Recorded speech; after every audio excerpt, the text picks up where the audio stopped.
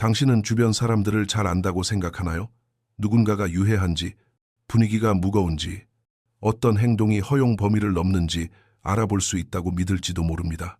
하지만 진짜 위험은 눈에 띄지 않는다고 말한다면 어떨까요? 가장 파괴적인 사람들은 종종 매력적이고 친절하며 심지어 가족이기도 합니다. 당신이 노골적인 악당들로부터 자신을 보호하려 애쓰는 동안 훨씬 더 위험한 무언가, 곧 타인의 무의식이 당신의 마음을 침범하도록 문을 열어주고 있다는 사실 말입니다. 칼 구스타프 융은 이러한 숨겨진 역동을 연구하는 데 평생을 바쳤습니다. 그의 저서 자아와 무의식에서 그는 우리를 진정으로 지배하는 대부분의 것이 의식적 통제 아래 있지 않다고 밝힙니다. 이는 당신에게만 해당되는 말이 아닙니다. 모든 사람에게 해당됩니다. 그리고 바로 그 지점에 위험이 존재합니다. 누군가가 자신의 어둠을 보지 못할 때 그 그림자는 숙주를 찾게 되고 종종 그 숙주가 바로 당신이 됩니다. 아마 지금까지 이런 생각을 해본 적이 없을지도 모릅니다. 하지만 지금 생각해 보세요. 누군가와 대화를 나눈 뒤 감정적으로 지쳐본 적이 몇 번이나 있나요? 하지도 않은 일로 비난받거나 당신의 것이 아닌 비극의 구원자로 취급된 적은 또 얼마나 있나요? 융은 이를 투사라고 불렀습니다. 이는 타인이 자기 안에서 보기를 거부하는 것을 당신에게 던져버리는 무의식적 메커니즘입니다. 그 순간부터 당신은 한 사람이 아니라 상징이 되고 거울이 되고 상상의 적이나 이상화된 영웅이 됩니다. 그리고 이 모든 이미지의 공통점은 단 하나, 그 어느 것도 진짜 당신이 아니라는 점입니다. 더 무서운 것은 당신이 이 게임 속에 있다는 사실조차 깨닫지 못하는 경우가 많다는 것입니다. 당신은 돕고 있다고, 공감하고 있다고, 성숙하게 행동하고 있다고 생각합니다. 하지만 그 사이 당신은 당신의 것이 아닌 심리적 장속으로 가라앉고 당신의 것이 아닌 갈등을 해결하려 애쓰며 당신이 만들지 않았지만 이제는 당신을 지배하는 역동에 의해 조종당하고 있습니다. 이것은 악의적인 사람들만의 문제가 아닙니다. 융은 가장 큰 위험은 의식적인 타락자에게서가 아니라 통합되지 않은 무의식적 사람들에게서 온다고 분명히 했습니다. 그들은 자신의 정신과 소외된 채 가면 트라우마, 컴플렉스, 억압된 욕망에 지배당하며 살아갑니다. 그들은 악하지 않습니다. 위험할 뿐입니다. 그리고 이 위험은 침묵 속에서 작동합니다. 정문으로 들어오지 않습니다. 작은 말들, 가려진 비난, 의미심장한 침묵을 통해 매일 조금씩 스며들며 결국 당신이 스스로를 의심하게 만듭니다. 그리고 자신의 심리적 현실과의 접촉을 잃는 순간 당신은 그들의 그림자의 일부가 됩니다. 어쩌면 당신은 지금 이 순간에도 관계 속에서, 우정 속에서, 직장 환경에서, 심지어 가족 안에서 바로 이런 일을 겪고 있을지도 모릅니다. 그리고 어쩌면 무엇이 잘못됐는지 스스로를 탓하고 있을지도 모릅니다. 답은 아무것도 아닙니다. 다만 누군가의 무의식이 당신을 그릇으로 사용하고 있는 방식에 심각한 문제가 있을 뿐입니다. 이 영상에서는 융이 의도적인 악의가 아니라 그들 자신도 이해하지 못하는 내적 힘에 의해 작동하는 감정적으로 위험한 유형으로 보았을 6가지 사람들을 하나씩 드러낼 것입니다. 그리고 그것이 바로 그들이 그렇게 파괴적인 이유입니다. 우리는 아이온, 자아와 무의식, 원형과 집단 무의식과 같은 그의 저작들에서 직접 가져온 융의 말과 개념, 경고를 사용해 이러한 유형들을 인식하는 방법을 보여줄 것입니다. 그러나 그보다 더 중요한 것은 어쩌면 이들 유형 중 하나 이상이 당신 안에도 존재할 가능성에 눈을 뜨게 될 것이라는 점입니다. 준비가 되었나요? 그렇다면 깊게 숨을 들이마시고 앞으로 나아가세요. 하지만 경고합니다. 이것을 듣고 나면 사람들을 그리고 심지어 자신을 바라보는 시선조차 예전과 같을 수 없을 것입니다. 모든 감정을 당신 탓으로 돌리고 당신의 존재를 방아쇠로 만들며 당신이 결코 야기하지 않은 감정들에 대해 책임지게 만드는 사람과 함께 산다고 상상해 보세요. 처음에는 그들이 연약하고 민감하고 깊은 사람처럼 보입니다. 하지만 시간이 지나면 당신은 당신의 것이 아닌 전쟁터로 끌려 들어가 있고 이미 불리한 위치에 서 있다는 것을 깨닫게 됩니다. 이것이 바로 무의식적 조종자입니다. 자신의 상처를 자각하지 못한 채 심리적 생존의 한 형태로 그것을 타인에게 투사하는 사람입니다. 융은 우리 안에서 직면하지 않은 것은 운명으로서 우리 앞에 나타난다고 말했습니다. 그리고 그 운명은 종종 이름과 얼굴을 가지고 당신과 같은 식탁에 앉아 있습니다. 무의식적 조종자는 억압된 내용, 통합되지 않은 트라우마, 처리되지 않은 감정의 파편들에 지배당하는 사람입니다. 그들은 내면을 들여다보는 대신 당신을 겨냥하고 당신을 자신의 내적 갈등을 투사하는 캔버스로 만듭니다. 이 유형의 사람은 만성적인 투사의 상태로 살아갑니다. 융에 따르면 투사는 정신의 불가피한 기능이지만 인식되지 않을 때 파괴적으로 변합니다. 그는 자아와 무의식에서 투사가 일종의 심리적 맹목을 초래한다고 말합니다. 그 안에서는 타인이 있는 그대로 보이지 않고 우리 안에 숨겨진 것을 상징하는 대상으로 사용됩니다. 이것이 바로 무의식적 조종자가 하는 일입니다. 그들은 당신을 보지 않습니다. 그들은 자신 안에서 잃어버린 한 부분을 보고 그것이 실제인 것처럼 반응합니다. 이런 사람들은 종종 피해자의 위치에 서 있습니다. 일어나는 모든 일은 항상 타인의 탓이지 자신의 탓이 아닙니다. 그들이 분노를 느끼면 그것은 당신이 자극했기 때문이고, 슬픔을 느끼면 당신이 실망시켰기 때문이며, 열등감을 느끼면 당신이 우월하다고 생각하기 때문입니다. 이 왜곡은 너무도 미묘해서 당신은 스스로를 의심하기 시작합니다. 내가 정말 둔감했나? 내가 뭔가 잘못 말했나? 내가 유해한 사람인가? 이렇게 해서 조종은 고함도 없이 직접적인 요구도 없이 이루어집니다. 모든 것이 감정적이고 무의식적이며 절대적으로 효과적입니다. 더 나쁜 것은 이런 사람들이 종종 매력적이라는 점입니다. 그들은 카리스마와 감수성, 감정적 강도의 아우라를 지니고 있습니다. 이것은 함정이 됩니다. 당신은 그들을 도울 수 있다고, 치유할 수 있다고, 다른 사람들보다 더 잘 이해할 수 있다고 생각하게 됩니다. 하지만 실제로 당신이 하고 있는 일은 자기 자신을 희생하며 스스로 안으로 들어가기를 거부하는 누군가를 구하려 애쓰는 것입니다. 그리고 당신이 애쓸수록 더 깊이 가라앉습니다. 융은 이러한 투사의 패턴이 특히 위험하다고 경고합니다. 그것은 우리를 상징적 역할에 가두기 때문입니다. 구원자, 적, 배신자, 아버지, 어머니, 무엇이든 우리가 진짜로 누구인지를 제외한 모든 것이 됩니다. 상징적 유대 속에서 사는 것은 환상 속에서 사는 것입니다. 당신은 주체로 보이지 않게 되고 타인의 무의식이 왜곡한 반사물로 취급됩니다. 무의식적 조종자로부터 자신을 보호하는 유일한 방법은 자각을 기르는 것입니다. 패턴을 인식하고 그 사람의 감정적 서사와 당신을 연결하는 보이지 않는 실을 끊으세요. 그리고 무엇보다도 지금 느끼는 것이 정말로 당신의 것인지 아니면 유도된 것인지 끊임없이 스스로에게 물어야 합니다. 무의식적 조종자는 폭력적으로 당신의 삶에 침입하지 않습니다. 그들은 당신의 공감의 틈으로 들어옵니다. 그리고 이 패턴을 인식하고 나면 다음 단계는 그것이 페르소나라는 가면을 통해 어떻게 더 깊이 위장하는지를 이해하는 것입니다. 투사할 뿐만 아니라 존재하기 위해 연기하는 자, 자신이 아닌 무언가로 보이기 위해 사는 자입니다. 다음 섹션에서는 페르소나의 소유자를 탐구할 것입니다.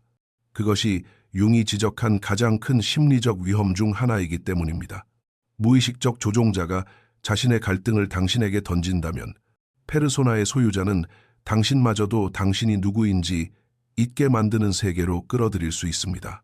이 내용이 의미 있게 느껴진다면 구독 버튼을 클릭하고 채널을 구독해주세요. 응원해주셔서 감사합니다. 모든 심리적 위험이 극단적인 행동에서 오는 것은 아닙니다.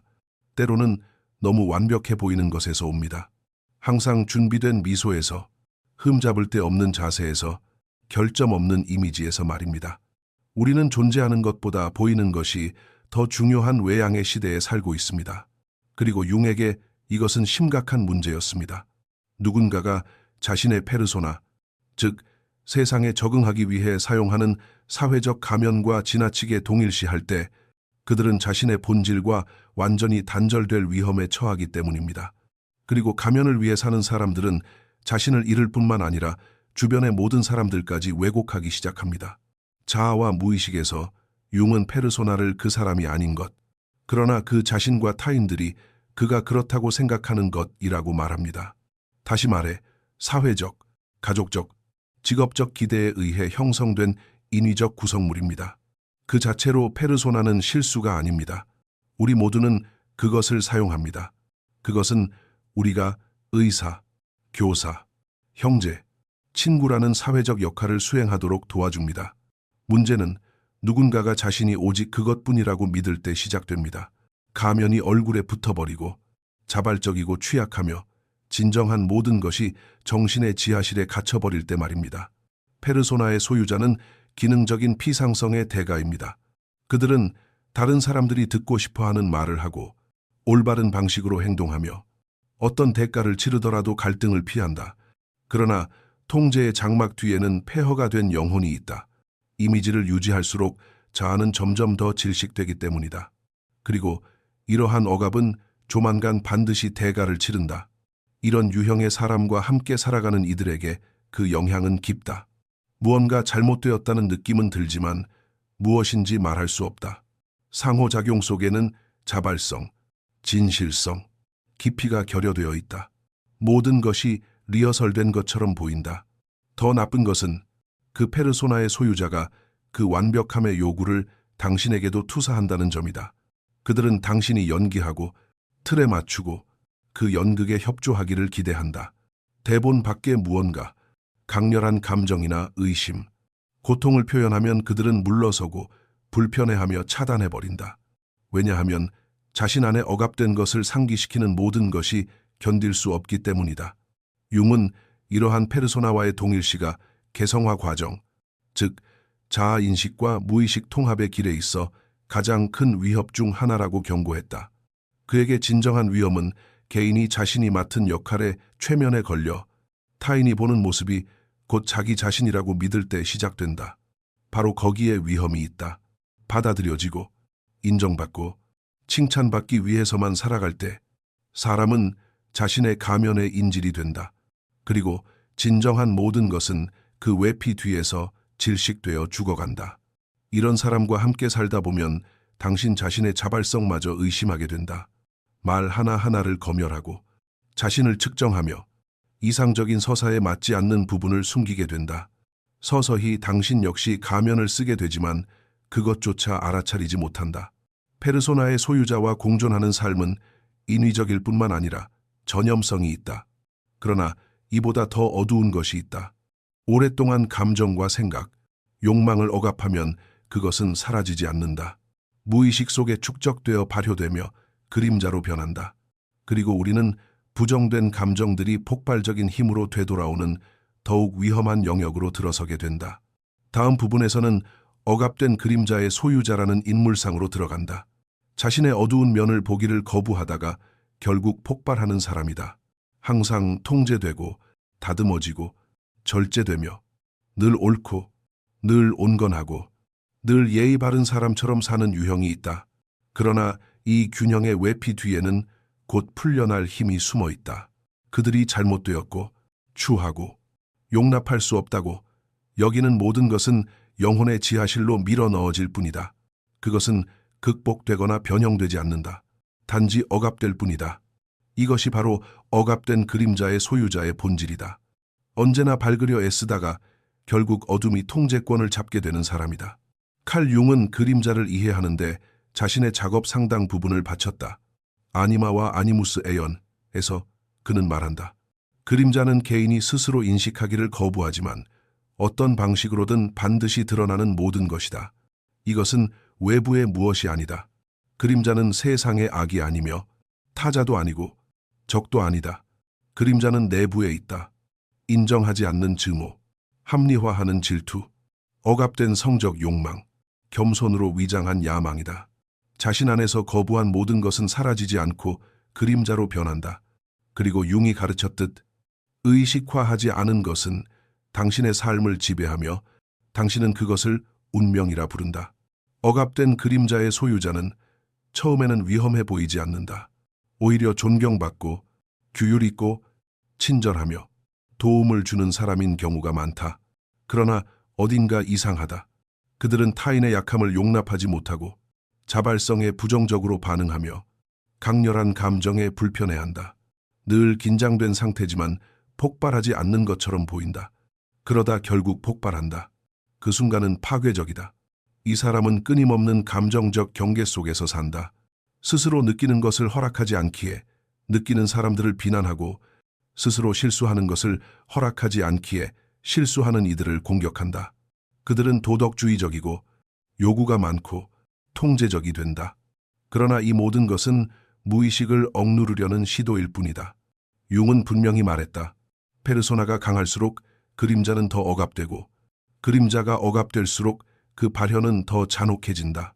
사소한 일에 과도하게 반응하고 작은 일로 폭발하며 수년간 원한을 품고 수동 공격적으로 관계를 파괴하는 사람들에게서 이 패턴을 볼 수 있다. 모두가 왜 그렇게 쓰고 원망에 차 있고 비판적인지 이해하지 못하는 소위 다루기 힘든 사람들이다. 그 답은 통합되지 않고 인식되지 않으며 받아들여지지 않은 그림자에 있다. 그리고 가장 중요한 점이 있다. 그림자는 나쁜 것들로만 이루어져 있지 않다. 융은 그것이 부정된 잠재력, 억압된 창의성, 숨겨진 힘 또한 포함한다고 분명히 했다.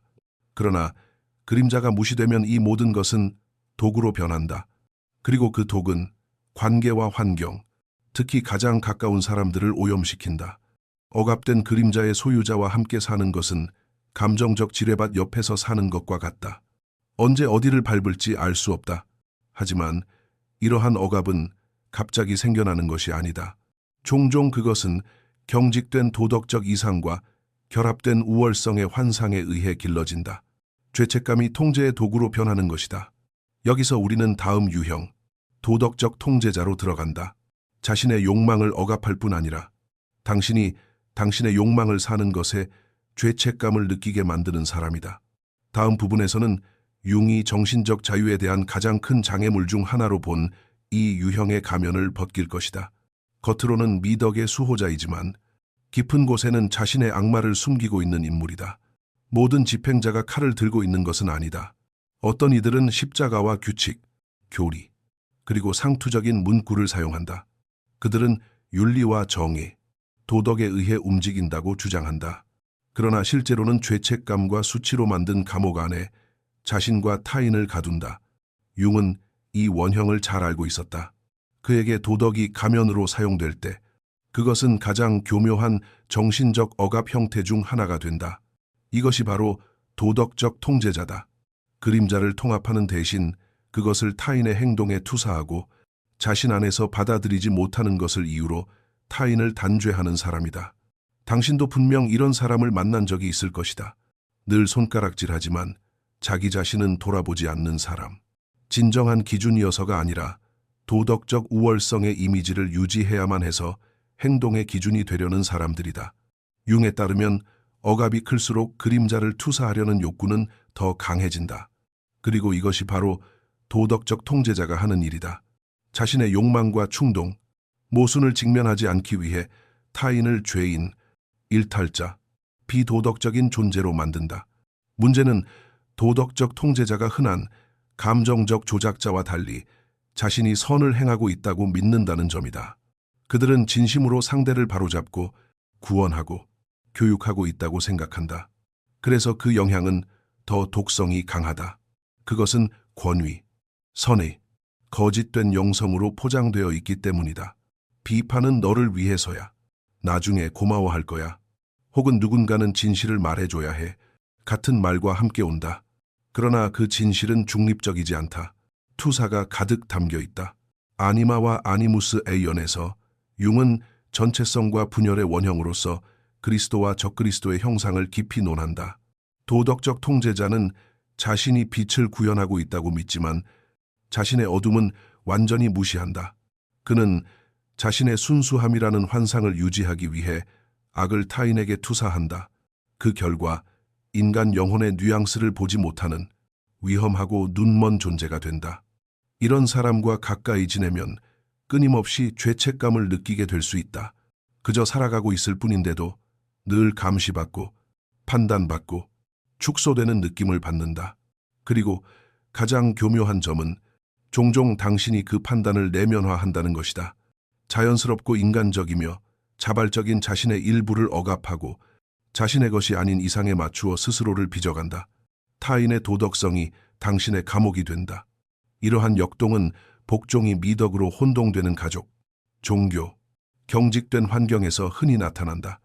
융은 이를 개성화 과정에 대한 실질적인 위협으로 보았다. 과도한 도덕주의가 있는 곳에는 자아인식의 부재가 있기 때문이다. 극단적인 도덕가는 진실을 원하지 않는다. 그들은 통제를 원한다. 그리고 외부 세계를 통제할 수 없을 때 그들은 주변 사람들의 내면 세계를 통제하기 시작한다. 그러나 도덕적 통제자만이 무의식적 힘에 이끌리는 것은 아니다. 더 휘발적이고 불안정하며 예측 불가능한 또 다른 유형이 있다. 바로 콤플렉스에 지배된 사람이다. 도덕주의자가 억압하고 투사한다면 콤플렉스에 사로잡힌 개인은 무의식적 내용에 완전히 지배되어 감정의 꼭두각시처럼 반응한다. 다음 부분에서는 의식이 통제력을 잃고 트라우마가 정신의 핸들을 잡는 이 폭발적인 영역으로 들어갈 것이다.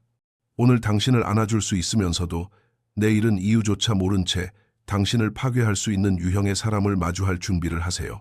만약 지금 듣는 내용이 당신에게 공명한다면 제 전자책 비욘드 샤도우에서 진정한 가치를 발견하게 될 것입니다. 이 책은 융의 핵심 사상을 정리하고 자신을 더 깊이 이해할 수 있는 도구를 제공합니다. 링크는 고정 댓글에 있습니다. 한순간에는 다정하고 애정 깊고 관대하다가 다음 순간에는 분노로 폭발하거나 침묵 속으로 닫혀버리거나 전혀 생각해 본 적도 없는 일로 당신을 비난하는 사람과 함께 산다고 상상해 보세요. 칭찬은 욕으로 변하고 농담은 공격이 되며 애정의 표현은 위협으로 해석됩니다. 무엇을 하든 항상 불안정한 지면 위를 걷는 것처럼 느껴질 것입니다. 이것이 바로 무의식적 콤플렉스에 지배된 사람 곁에서 살아가는 이들의 경험입니다. 융에 따르면 콤플렉스란 무의식 속에 존재하는 감정과 기억의 자율적인 핵으로 언제든 의식을 장악할 수 있습니다. 그것들은 트라우마, 정신적 상처, 해결되지 않은 경험으로 만들어진 우리 내면의 파편화된 인격과도 같습니다. 융은 심리 유형과 자아와 무의식에서 이러한 콤플렉스가 개인의 행동에 직접 개입하여 현재가 아니라 과거의 메아리에 반응하게 만든다고 설명합니다. 사소한 말 한마디가 무의식적으로 오래된 버림받음, 거절, 굴욕의 기억과 연결되고 그 대가는 주변 사람들이 치르게 됩니다. 콤플렉스에 사로잡힌 사람은 자신이 이러한 내적 힘에 의해 움직이고 있다는 사실을 인식하지 못합니다. 분노, 극단적인 슬픔, 과장된 원한으로 반응할 때조차 그들은 스스로를 이성적이라고 믿습니다. 그러나 그렇지 않습니다. 그들은 소화되지 않은 감정을 다시 살고 있을 뿐입니다. 문제는 이것이 지속적으로 일어나지 않는다는 데 있습니다. 감정의 폭발은 명료함, 애정, 후회의 순간들과 교차하며 나타납니다. 이 때문에 그러한 사람과의 유대는 더욱 혼란스럽고 중독적이 됩니다. 당신은 그들이 항상 그런 것은 아니라고 생각하게 됩니다. 때로는 정말로 훌륭하기 때문입니다. 바로 그것이 당신을 붙잡아 두는 이유입니다. 진정한 연결과 참된 애정의 순간들이 존재하기 때문입니다. 그러나 그 순간들 뒤에는 이해할 수 없는 감정의 폭풍 속에 던져지는 예측 불가능한 단절이 찾아옵니다. 조화를 회복하려는 시도 속에서 당신은 자신을 바꾸고 적응하고 점점 작아집니다. 특정 주제를 피하고 말을 재고 상대 안에 잠든 괴물을 깨우지 않기 위해 마치 살얼음판을 걷듯 행동합니다. 그러나 냉혹한 진실이 있습니다. 그 괴물은 당신이 깨우는 것이 아닙니다. 그것은 항상 그곳에 잠재해 있으며 배고프게 어떤 계기든 기다리고 있습니다. 그리고 일단 모습을 드러내면 주변의 모든 것을 집어삼킵니다. 융에 따르면 인식되지 않은 콤플렉스는 결국 정신을 식민지화합니다. 그것이 당신을 대신해 말하고 느끼고 행동합니다. 콤플렉스에 지배된 사람의 경우 이러한 장악은 빈번하게 일어납니다.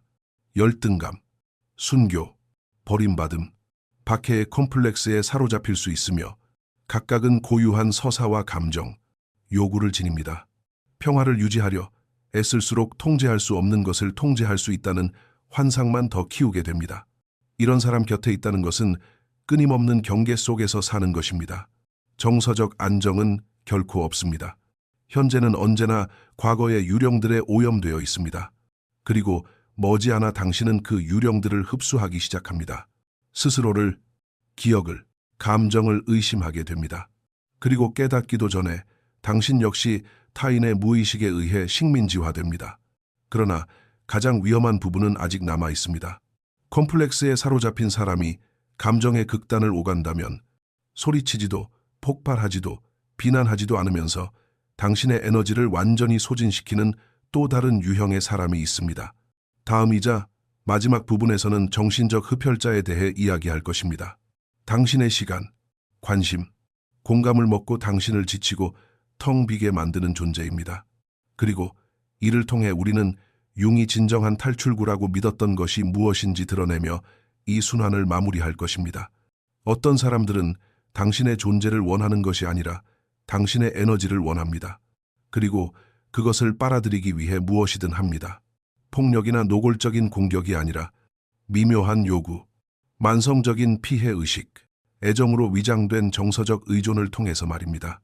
이것이 바로 정신적 흡혈자이며 칼 융이 비록 그 이름으로 부르지는 않았지만 경고했던 가장 조용하고 교묘한 형태의 정서적 소진입니다.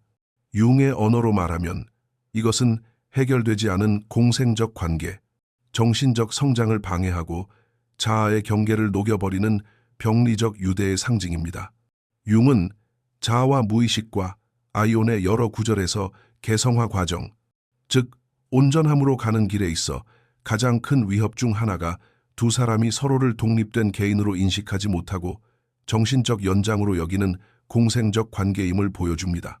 정신적 흡혈자는 바로 이런 연결 속에서 살아갑니다.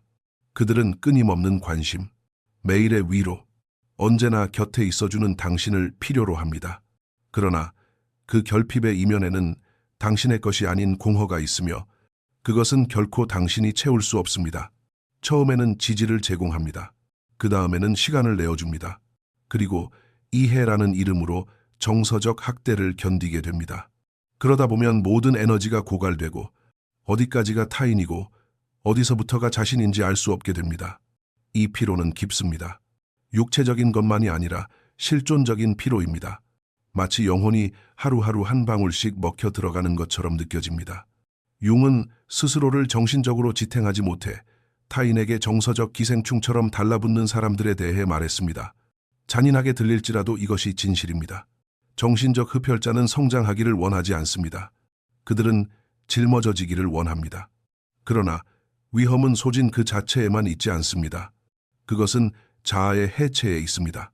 공간을 원하면 죄책감을 느끼고 침묵을 원하면 이기적이라 여기며 거리를 원하면 차갑다고 느끼게 됩니다.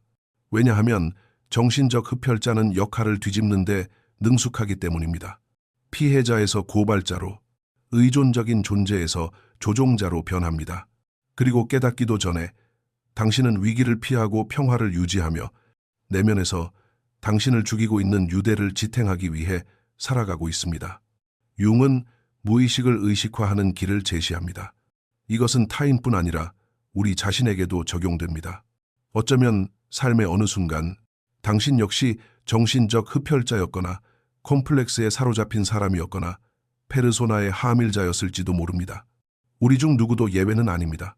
우리는 모두 그림자를 지니고 있고 모두 고통을 안고 있습니다. 차이는 내면을 들여다볼 용기를 가진 사람과 그 무게를 타인에게 투사하기로 선택한 사람 사이에 있습니다. 이 영상은 우리를 묶고 상처 입히고 무의식 속에 가두는 역학을 비추는 거울이었습니다. 여기까지 왔다면 당신은 보고 이름 붙이고 벗어날 준비가 되었다는 뜻입니다. 그리고 이것이 바로 가장 첫 번째이자 가장 강력한 자유의 형태입니다.